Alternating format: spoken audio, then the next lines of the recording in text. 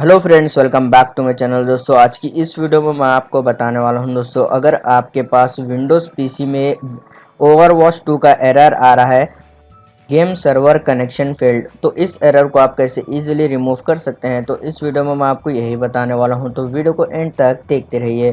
दोस्तों, आपको सबसे पहले यहां पर स्टार्ट मेन्यू के ऊपर राइट क्लिक कर टास्क मैनेजर के ऊपर क्लिक कर देना है। फिर आपको यहाँ पर आप देख सकते हैं यहाँ पर battle.net, तो आपको इसको सेलेक्ट कर राइट क्लिक करना है। उसके बाद यहाँ पर इसको एंड टास्क के ऊपर क्लिक कर देना है। फिर आपको इस विंडो को क्लोज कर देना है। उसके बाद आपको इंटरनेट कनेक्शन चेक करना है, आपके पास इंटरनेट कनेक्शन जो है प्रॉपरली वर्क कर रहा है या नहीं। अगर आपके पास इंटरनेट की प्रॉब्लम हो रही है तो आप जो है यहाँ पर इस स्टेप को फॉलो कीजिए। सबसे पहले आपको विंडोज़ 11 की सेटिंग में जाना है। यहाँ पर सेटिंग के ऊपर क्लिक कीजिए, विंडोज़ 11 सेटिंग ओपन हो जाएगी। फिर आपको स्क्रॉल करना है।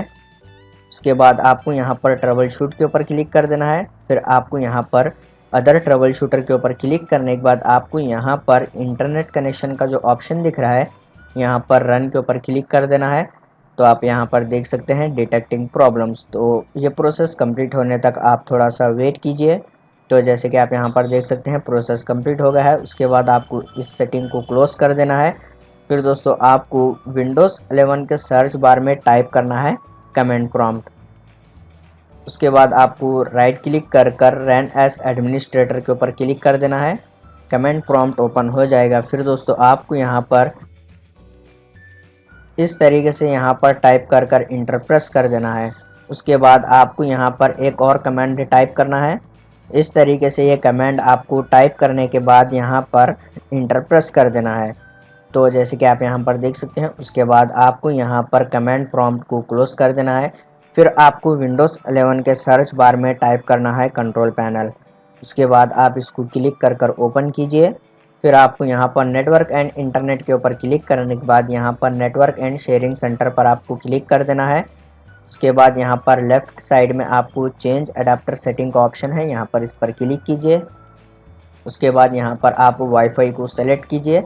फिर आप राइट क्लिक कर प्रॉपर्टी के ऊपर क्लिक कीजिए।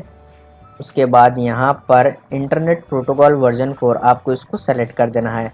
उसके बाद प्रॉपर्टी के ऊपर क्लिक कर देना है। फिर आपको यहाँ पर use the following DNS server, आपको इसको सेलेक्ट कर प्रीफर्ड डीएनएस सर्वर में इस तरीके से टाइप करना है, अल्टरनेट डीएनएस सर्वर में इस तरीके से टाइप कर देना है। उसके बाद आपको ओके के ऊपर क्लिक कर देना है। फिर आपको इसको क्लोज कर देना है, ऑल सेटिंग को आपको क्लोज कर देना है। उसके बाद आप अपने पीसी को एक बार रीस्टार्ट कीजिए, प्रॉब्लम सॉल्व हो जाएगी। तो इस तरीके से आप इजीली प्रॉब्लम सॉल्व कर सकते हैं। उम्मीद है आपको ये छोटा सा वीडियो पसंद आ गया हो, तो प्लीज़ लाइक कर देना और चैनल को सब्सक्राइब करे बिना मत जाना। मिलते हैं नेक्स्ट वीडियो में।